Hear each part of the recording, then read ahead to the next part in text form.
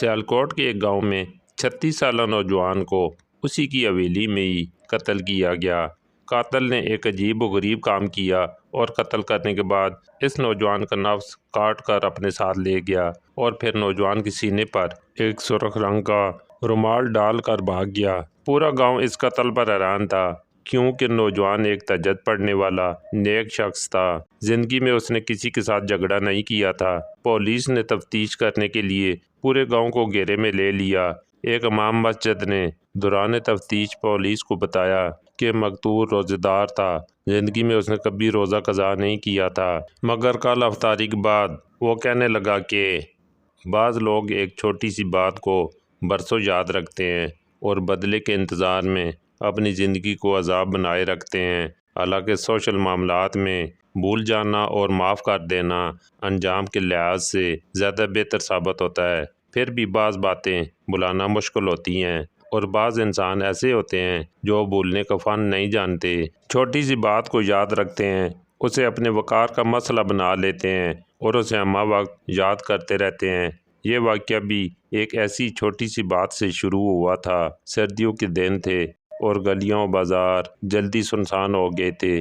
رات کے 8 اور 9 بجے کے درمیان مجھے ایک قتل کی اطلاع ملی۔ میں چند آدمیوں کو ساتھ لے کر وقوع پر پہنچ گیا۔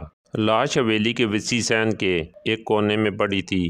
صحن کچا تھا۔ ایک طرف چھپر کے نیچے نصف درجن کے قریب مویشی بندھے ہوئے تھے، دوسری طرف چارے کا ڈھیر لگا ہوا تھا۔ کونے میں جلانے والی لکڑیاں رکھی تھیں۔ لکڑیوں کے قریب ایک کھرلی اوندھی پڑی تھی۔ کھرلی سے چند قدم پرے عقبی دروازہ تھا جو غالباً مویشیوں کے لانے اور لے جانے کے لیے استعمال ہوتا تھا۔ حویلی میں کہرام مچا ہوا تھا۔ لاش کھرلی کے پاس پڑی تھی۔ آلہ قتل بھی وہیں پڑا تھا۔ وہ ایک گنڈاسا تھا جس پر خون لگا ہوا تھا۔ میں نے ٹارچ کی روشنی میں لاش کا معائنہ کیا۔ مقتول نے شلوار قمیض اور سویٹر پہن رکھا تھا۔ قاتل نے قتل کرنے کے بعد نوجوان کا نفس بھی کاٹ لیا تھا۔ اس کے جسم کا زیادہ حصہ کمبل میں لپٹا ہوا تھا۔ سرسری معائنے کے دوران مجھے اس کے جسم پر 2 کاری زخم نظر آئے۔ ایک بائیں آنکھ اور کان کے درمیان تھا اور دوسرا گردن پر۔ چند معمولی زخم انگلیوں پر بھی موجود تھے۔ غالباً یہ زخم وار روکنے کے نتیجے میں آئے تھے۔ اس کے سر کے آس پاس کثیر مقدار میں خون پھیلا ہوا تھا۔ جائے واردات کی مکمل رپورٹ تیار کرنے کے بعد میں نے لاش پوسٹ مارٹم کے لیے بھجوا دی۔ مقتول کا نام فاروق اور عمر 36 سال معلوم ہوئی۔ وہ گریجویٹ تھا اور غیر شادی شدہ تھا۔ حویلی اس کی اپنی تھی جس میں وہ اپنی ماں، 2 بہنوں اور ایک بھائی کے ساتھ رہتا تھا۔ باپ فوت ہو چکا تھا۔ زمینوں کا کام چھوٹا بھائی منظور حسین سنبھالتا تھا۔ فاروق کے بارے میں معلوم ہوا کہ اسے زمینداری سے کوئی دلچسپی نہیں تھی۔ وہ کچھ عرصہ تک لاہور میں ملازمت بھی کرتا رہا۔ اس نے کئی جگہوں پر ملازمت کی تھی لیکن 1.5 سال سے زیادہ کوئی کام نہیں کرتا تھا۔ تفتیش کے دوران کافی باتوں کو مجھے اس نوجوان کے بارے میں علم ہوا۔ مقتول 5 وقت کا نمازی اور تہجد پڑھنے والا شخص تھا۔ اس نے زندگی میں کبھی کسی سے جھگڑا نہیں کیا تھا۔ گاؤں کے امام مسجد نے تفتیش کے دوران مجھے بتایا فاروق حسین نے زندگی میں کبھی کوئی روزہ قضا نہیں کیا تھا، مگر کل افطاری کے بعد جب وہ مجھ سے ملا تو کہنے لگا کہ مولانا صاحب، میری طبیعت میں عجیب سی پریشانی ہے۔ مجھے نہیں معلوم کہ اس کی وجہ کیا ہے، لیکن نہ جانے کیوں مجھے ایسا محسوس ہوتا ہے کہ کل میرا روزہ قضا ہو جائے گا۔ وہ ایسی باتیں کر رہا تھا جیسے اسے آنے والے خدشات کا پہلے سے علم ہو۔ مجھے بھی معلوم ہوا کہ وہ ادبی ذوق کا مالک تھا اور لاہور میں قیام کے دوران ادبی محفلوں میں جایا کرتا تھا۔ اس نے اپنے قصبے میں بھی ایک ادبی مجلس بنا رکھی تھی جس کا نام مجھے یاد نہیں رہا۔ اس کے بارے میں عام رپورٹ یہ تھی کہ وہ ایک خاموش طبیعت اور صلح پسند شخص تھا۔ اس کے اندر ذمہ داروں والی پھوں پھاں بالکل نہیں تھی، نہ ہی اس کا کوئی دشمن تھا۔ ایسے بے ضرر شخص کے وحشیانہ قتل پر ہر شخص حیران تھا۔ یہ فاروق حسین کا سرسری سا خاکہ تھا جو تفتیش کے دوران مجھے معلوم ہوا۔ وہ سردیوں کی رات تھی اور لوگ اپنے گھروں میں انگیٹھیوں کے سامنے یا لیفوں میں دبکے بیٹھے تھے۔ سب سے پہلے میں یہ جاننا چاہتا تھا اس ٹھٹری ہوئی رات میں فاروق حسین باہر کیا کر رہا تھا۔ کیا وہ اکیلا تھا یا اس کے ساتھ کوئی اور بھی تھا؟ گھر والوں نے مجھے بتایا کہ جب وہ چیخنے کی آواز سن کر باہر نکلے تو پچھلا دروازہ کھلا ہوا تھا۔ قاتل یا تو دیوار پھاند کر اندر داخل ہوا تھا اور اپنا کام کر کے دروازے کے راستے باہر نکل گیا تھا، اور یا فاروق حسین نے خود اسے اندر بلایا تھا۔ باہر کی کارروائی مکمل کرنے کے بعد میں اندر جا بیٹھا اور پہلے فاروق حسین کی ماں سے کچھ سوالات کیے۔ اس کا نام قمر بی بی تھا۔ وہ 55-56 برس کی ایک مضبوط اور حوصلہ مند عورت تھی۔ کچھ پڑھی لکھی بھی تھی، لیکن اس وقت اس کا غم سے برا حال تھا۔ میں نے اسے صبر کی تلقین کی اور پوچھا کہ اتنی سردی میں اس کا بیٹا باہر کیوں گیا تھا؟ ہمیں کچھ پتہ نہیں چلا کہ کب باہر گیا تھا۔ اس نے جواب دیا، ہم تو یہ سمجھ رہے تھے کہ وہ اپنے کمرے میں جا کر سو گیا ہے۔ 7 بجے کے قریب ہم نے کھانا کھایا۔ کھانا کھانے کے بعد وہ اسی کمرے میں بیٹھ کر کتاب پڑھ رہا تھا۔ اس کے بعد ادھر پچھلی طرف اپنے کمرے میں چلا گیا۔ میں نے برتن سمیٹے، چند چھوٹے موٹے کام نپٹائے اور جا کر اپنے بستر پر لیٹ گئی۔ میری چھوٹی بیٹی سعدیہ میرے ساتھ والے بستر پر سوتی ہے۔ کچھ دیر تک میرے ساتھ باتیں کرتی رہی، پھر میری آنکھ لگ گئی۔ تھوڑی دیر بعد سعدیہ نے میرا کندھا ہلایا اور کہنے لگی کہ باہر سے کسی کی چیخنے کی آواز آئی ہے۔ منظور حسین اور اس کی بیوی ہمارے ساتھ والے کمرے میں سوتے ہیں۔ چیخنے کی آواز منظور نے بھی سنی تھی۔ وہ بھاگا بھاگا میرے کمرے میں آیا اور ٹارچ اٹھا کر باہر چلا گیا۔ ہم بھی اس کے پیچھے باہر صحن میں پہنچ گئے۔ پہلے تو ہمیں کچھ نظر نہ آیا۔ باہر کا دروازہ کھلا دیکھ کر منظور حسین آگے بڑھا تو اس کی نظر بھائی کی لاش پر پڑی۔ وہ خون میں لت پت تھا۔ کسی ظالم نے اسے ذبح کر ڈالا۔ میں نے پوچھا، فاروق حسین کی کسی سے دشمنی تو نہیں تھی؟ اس نے نفی میں سر ہلا دیا۔ کسی سے کوئی دشمنی نہیں تھی۔ آپ پورے محلے سے پوچھ لیں، ہر شخص میرے لال کی تعریف کرے گا۔ بہت مسکین قسم کا آدمی تھا۔ اس نے کبھی کسی کو تکلیف نہیں پہنچائی تھی۔ آپ کے خیال میں وہ اس سردی میں باہر کیا کرنے گیا تھا؟ اس نے جواب دینے میں تھوڑی سی ہچکچاہٹ کا اظہار کیا، پھر بولی، پتہ نہیں، ہو سکتا ہے ٹہلنے گیا ہو۔ میں نے محسوس کیا وہ کوئی بات چھپا رہی تھی۔ آپ کا چھوٹا بیٹا تو شادی شدہ ہے؟ میں نے کہا، فاروق حسین کی ابھی تک شادی کیوں نہیں ہوئی تھی؟ وہ کچھ دیر خاموش بیٹھی، پھر بولی، تھانے صاحب، جب اولاد پڑھ لکھ جاتی ہے تو پھر اس کی پسند ان پڑھ ماں باپ کی سمجھ سے باہر ہو جاتی ہے۔ فاروق کی شادی تو آج سے 15 سال پہلے ہی ہو جاتی، لیکن شاید قدرت کو منظور نہیں تھا۔ اسے کوئی لڑکی پسند نہیں آتی تھی۔ یہ بھی تو ہو سکتا ہے کہ وہ کسی ایسی لڑکی کو پسند کرتا ہو جسے آپ ناپسند کرتی ہوں۔ تھانے صاحب، میں کسی کی بہو بیٹی کا نام نہیں بدنام کرنا چاہتی۔ اس کا مطلب یہ تھا کہ کوئی لڑکی بیچ میں ضرور تھی، مگر وہ اس کا نام لینا نہیں چاہتی تھی۔ میں نے اس سے کچھ اور سوال کیے، مگر کوئی ایسی بات معلوم نہ ہو سکی جو قتل کے محرک پر روشنی ڈالتی۔ میں نے اسے دوسرے کمرے میں بھیج دیا اور اس کے بیٹے منظور حسین کو بلا لیا۔ وہ 27-28 برس کا ایک تنومند شخص تھا۔ اس نے بچھو مار کا مونچھیں رکھی ہوئی تھیں اور پہلوانوں کی طرح کونیاں نکال کر چلتا تھا۔ مجھے خیال آیا کہ کہیں یہ جائیداد کا چکر نہ ہو، منظور حسین نے جائیداد کی خاطر بھائی کو ٹکانے نہ لگا دیا ہو۔ منظور حسین، مجھے تمہارے بھائی کی موت پر بہت دکھ ہوا ہے۔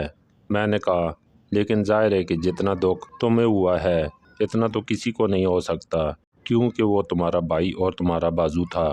میں تم سے چند سوالات کرنا چاہتا ہوں، بہت سوچ سمجھ کر بڑے اطمینان سے جواب دینا۔ ہو سکتا ہے کہ اس سے قتل کا سراغ لگانے میں کچھ مدد ملے۔ تمہاری ماں نے مجھے بتایا کہ تم نے چیخنے کی آواز سنی تھی اور سب سے پہلے تم باہر گئے تھے۔ باہر تم نے کیا دیکھا تھا؟ تھانے صاحب، باہر کافی اندھیرا تھا۔ اس نے اطمینان سے کہا، میں ٹارچ لے کر باہر گیا اور ادھر ادھر دیکھتا ہوا پچھلے دروازے کی طرف گیا۔ میرے دل میں یہ خیال تھا کہ کوئی مویشی چوری نہ کر گیا ہو۔ پچھلا دروازہ چوپٹ کھلا ہوا تھا۔ میں نے مویشی کی طرف نگاہ دوڑائی تو وہ سب ٹھیک ٹھاک تھے۔ پھر میں نے دوسری طرف روشنی ڈالی تو کھرلی کے پاس مجھے بھائی فاروق کی لاش پڑی ہوئی دکھائی دی۔ منظور حسین، کیا تم نے یہاں کھڑے کھڑے اندازہ کر لیا تھا کہ کھرلی کے پاس تمہارے بھائی کی لاش پڑی ہے؟ اندازہ تو یہیں سے ہو گیا تھا، لیکن شکل میں نے آگے جا کر دیکھی تھی۔ وہ میرے سوال کا مقصد سمجھ گیا تھا۔ منظور حسین، میں نے سنا ہے کہ تمہارا بھائی بہت صلح پسند اور شریف آدمی تھا۔ اس کی کسی سے دشمنی نہیں تھی۔ تمہارے خیال میں اس کے قتل میں کس کا ہاتھ ہو سکتا ہے؟ آپ کے اس سوال کا جواب دینا بہت مشکل ہے۔ بھائی فاروق کا ویسے تو کوئی دشمن نہیں تھا، مگر دلوں کا حال کون جانے۔ انسان کے جہاں 100 سجن ہوتے ہیں، وہاں ایک آدھ دشمن بھی ہوتا ہے۔ جائیداد اور زمینوں کا انتظام کس کے ہاتھ میں ہے؟ تھانے صاحب، میرا بھائی اعلیٰ تعلیم یافتہ تھا، لیکن اس کا مزاج بہت مختلف تھا۔ اسے ذمہ داری کے معاملات سے کوئی دلچسپی نہیں تھی، نہ ہی وہ یہ کام کر سکتا تھا۔ اصولاً تو جائیداد کا سارا انتظام بڑے بھائی کو سنبھالنا چاہیے تھا، لیکن عملاً یہ سب کچھ میرے ہاتھ میں تھا۔ میں 7-8 جماعتوں سے زیادہ پڑھا ہوا نہیں ہوں، مگر زمینوں کا انتظام سنبھالنے میں مجھے کوئی مشکل پیش نہیں آئی۔ چونکہ تمہارا بھائی زمینوں میں دلچسپی نہیں لیتا تھا، اس لیے اسے کم از کم یہ دلچسپی تو ضرور ہوگی کہ اس کا حصہ اسے مل جائے، یعنی اس کے حصے کی زمین کی قیمت مل جائے۔ اس نے کبھی ایسی بات نہیں کی تھی۔ اگر وہ اپنا حصہ مانگتا تو میں کبھی انکار نہ کرتا۔ منظور حسین، کیا تمہارا بھائی اکثر رات کو باہر آ کر بیٹھتا تھا یا آج پہلا موقع تھا؟ اس بات کا جواب دینے میں اس نے قدرے توقف کیا، پھر بولا، مجھے کسی کی جاسوسی کرنے کی عادت نہیں، نہ ہی مجھے یہ معلوم ہے کہ بھائی فاروق رات کو کہاں جاتا تھا اور کہاں بیٹھتا تھا۔ میں نے منظور حسین سے کہا کہ وہ چند منٹ کے لیے اپنی بیوی کو میرے پاس بھیج دے، میں اس سے چند باتیں کرنا چاہتا ہوں۔ وہ پہلے تو جوش بوش ہوا، پھر میرے تیور دیکھ کر اپنی بیوی اور بڑی بہن کو بلا لایا۔ اس کی بیوی کا نام خیرالنساء اور بہن کا نام نذیر بیگم تھا۔ دونوں نے گرم شالیں اوڑھ رکھی تھیں اور گھونگھٹ نکالے ہوئے تھی۔ میں نے منظور حسین کو باہر بھیج دیا اور خیرالنساء سے پوچھا، بی بی، کیا تم نے بھی چیخنے کی آواز سنی تھی؟ اس نے نفی میں سر ہلایا، بولی، نہیں جی، میں نے کوئی آواز نہیں سنی، میں سو چکی تھی۔ میں نے پوچھا، اس وقت تمہارا شوہر کہاں تھا؟ وہ سونے سے پہلے مویشیوں کو دیکھنے اور دروازہ بند کرنے چلے گئے تھے، جب واپس آئے تو میں سو چکی تھی۔ اس کا مطلب یہ تھا کہ منظور حسین نے پورا سچ نہیں بولا۔ اگر وہ مویشیوں کو دیکھنے اور دروازہ بند کرنے باہر گیا تھا تو اس نے یقیناً فاروق کو کھرلی پر بیٹھے ہوئے دیکھا ہوگا۔ میں نے نذیر بیگم سے پوچھا، کیا تم نے بھی چیخنے کی آواز سنی تھی؟ میں نے چیخنے کی آواز تو نہیں سنی، لیکن جب سعیدہ نے بتایا کہ باہر سے کسی کے چیخنے کی آواز آئی ہے تو میری نیند اڑ گئی تھی۔ میں نے پوچھا، تمہارا بھائی منظور حسین اس کی کتنی دیر بعد تمہارے کمرے میں آیا تھا؟ اس نے کچھ دیر سوچا، پھر بولی، شاید وہ 2-3 منٹ بعد آیا ہوگا۔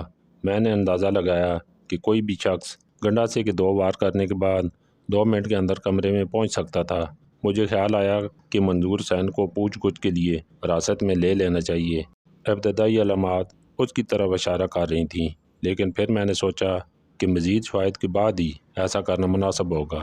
حویلی سے فارغ ہو کر جب میں باہر نکلا تو ASI نے مجھے بتایا، سر، مجھے ایک سراغ ملا ہے۔ وہ میری ہدایت پر آس پاس کے لوگوں سے پوچھ گچھ کرتا رہا تھا۔ میں نے پوچھا، کیا سراغ ملا ہے؟ ادھر ایک شخص شاہ دین کا نام رہتا ہے، ASI نے کہا۔ اس کا کہنا ہے کہ حویلی میں شور اٹھنے سے تھوڑی دیر پہلے اس نے ایک عورت کو گلی میں تیز تیز چلتے دیکھا تھا۔ اچھا، اس سے کیا ثابت ہوتا ہے؟ گلی میں تیز چلنا کوئی جرم تو نہیں؟ شاہ دین کا خیال ہے کہ وہ مشکوک عورت ہے۔ شاہ دین کا اسی گلی میں گھر تھا۔ وہ ڈیڑھ عمر کا ایک آسودہ حال کاروباری شخص تھا۔ اس نے بیٹھک میں بتایا، شاہ جی، میں اس عورت کے بارے میں پوچھنے آیا ہوں جسے آپ نے گلی میں تیز تیز چلتی ہوئے دیکھا تھا۔ کیا آپ اس عورت کو جانتے ہیں؟ وہ بڑی فتنہ ہے تو وہ عورت، لیکن اگر وہ آپ کے سامنے آ جائے تو آپ کہیں گے یہ تو کوئی 20-21 سال کی کنواری لڑکی ہے، حالانکہ 2 شادیاں کر چکی ہے۔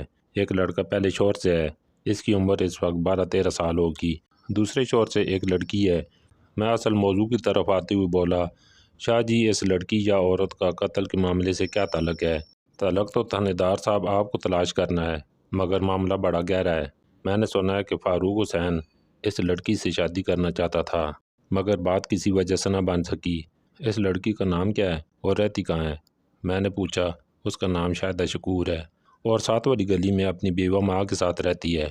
میں وہاں سے رخصت ہوا اور شاہدہ شکور کے دروازے پر پہنچ گیا۔ دستک کے جواب میں ایک خوش شکل اور ڈیڑھ عمر عورت نے دروازہ کھولا۔ اس نے گرم چادر اوڑھ رکھی تھی۔ میں نے اپنا تعارف کرانے کے بعد کہا، میں شاہدہ شکور سے بات کرنا چاہتا ہوں، وہ گھر پر نہیں ہے۔ اس عورت نے کہا، میں اس کی ماں ہوں، آپ کو جو کچھ پوچھنا ہے مجھ سے پوچھ لیں، کوئی خاص بات نہیں۔ آپ کی بیٹی کہاں گئی ہوئی ہے؟ عورت نے ناگواری سے کہا، آپ کو اس سے کیا مطلب؟ ہم عزت دار لوگ ہیں، غیر مردوں کو اپنی بہو بیٹیوں کی باتیں بتانا پسند نہیں کرتے۔ میری بیٹی سے آپ کو کیا کام ہے؟ خالہ، ہم بے مقصد کسی کا دروازہ نہیں کھٹکاتے۔ آپ کے محلے میں فاروق حسین نام کا ایک شخص قتل ہو گیا ہے۔ کسی نے ہمیں بتایا کہ واردات کے وقت اس نے آپ کی بیٹی کو گلی سے گزرتے دیکھا تھا۔ عورت بھڑک اٹھی، کیا نام ہے اس کا؟ آپ کی بہن کے بارے میں وہ یہ بات کہتا تو میں دیکھتی کہ آپ کس طرح اس بات کو برداشت کرتے۔ ذرا اس کو میرے سامنے تو لائیں۔ میں نے اس کو منہ نہ توڑ دیا تو میرا نام بدل دینا۔ ان لوگوں کو شرم نہیں آتی دوسروں کی بیٹیوں کو تاکتے ہوئے۔ اب گلی میں چلنا بھی گناہ ہو گیا۔ وہ خاصی منہ پھاٹ عورت تھی۔ میں نے ذرا سخت لہجے میں کہا، بی بی زیادہ شور نہ مچاؤ، انسان کی عزت اپنے ہاتھ میں ہوتی ہے۔ ہم تمہاری بیٹی سے صرف یہ پوچھنا چاہتے ہیں کہ اس نے کسی مشکوک آدمی کو گلی میں سے گزرتے ہوئے تو نہیں دیکھا؟ وہ اس وقت ہے کہاں؟ کسی ذلیل نے بکواس کی ہے۔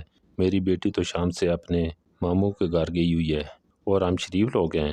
آپ دوبارہ ہمارے دروازے پر نہ آئیں، ہمارا مشکوک لوگوں سے کوئی واسطہ نہیں ہے۔ وہ عورت بقول شخص سے پروں پر پانی نہیں پڑنے دیتی تھی۔ میں اس کے ساتھ سخت رویہ بھی اختیار کر سکتا تھا مگر اس کا کوئی جواز نہیں تھا۔ وہ لڑکی کے ماموں یعنی اپنے بھائی کے گھر کا پتہ بتانے پر بھی تیار نہیں تھی۔ میں نے ASI سے کہا کہ وہ پڑوسیوں سے شادہ شکور کے ماموں کا پتہ کر کے وہاں جائے اور وہاں پر پوچھ کر واپس آ جائے کہ لڑکی وہاں موجود ہے یا نہیں۔ ASI نے اس کے ماموں کے گھر کا پتہ کیا اور معلوم ہوا کہ شادہ شکور ادھر ہی موجود ہے۔ دوسری دن لیڈی پولیس کی مدد سے شادہ شکور کو گرفتار کرایا گیا۔ وہ ایک عورت تھی، کب تک بات دل کے اندر رکھ سکتی تھی؟ تھوڑی سختی کے بعد اس نے سچ اگلنا شروع کیا اور بتایا کہ آج سے کوئی سال پہلے فاروق حسین نے میری چھوٹی بہن شکیلہ کو اپنے جال میں پھنسایا تھا۔ میری بہن کم عمر اور ناسمجھ تھی۔ اس نے میری بہن کو اپنی حویلی میں بلایا اور پھر اسے زیادتی کا نشانہ بنایا تھا۔ وہ حاملہ ہوئی تو بدنامی کے ڈر سے زہر کھا کر خود اپنی جان لے لی اور پیٹ میں پلنے والے ناجائز بچے کو بھی مار دیا۔ بہن کی وفات کو ہم نے گاؤں والوں کے سامنے ایک قدرتی موت ظاہر کیا اور کسی کو بھی حقیقت کا علم نہ ہو سکا۔ اس کے بعد فاروق حسین لاہور چلا گیا اور مجھے اس کو مارنے کا موقع نہ مل سکا۔ آج جب مجھے موقع ملا تو میں نے یہ موقع ضائع نہیں کیا۔ یہ فاروق حسین کا آخری گناہ تھا اور اس کے بعد وہ مکمل طور پر بدل چکا تھا مگر وہ پھر بھی میری بہن کا گنہگار تھا اور میں اسے معاف کرنے والی نہیں تھی۔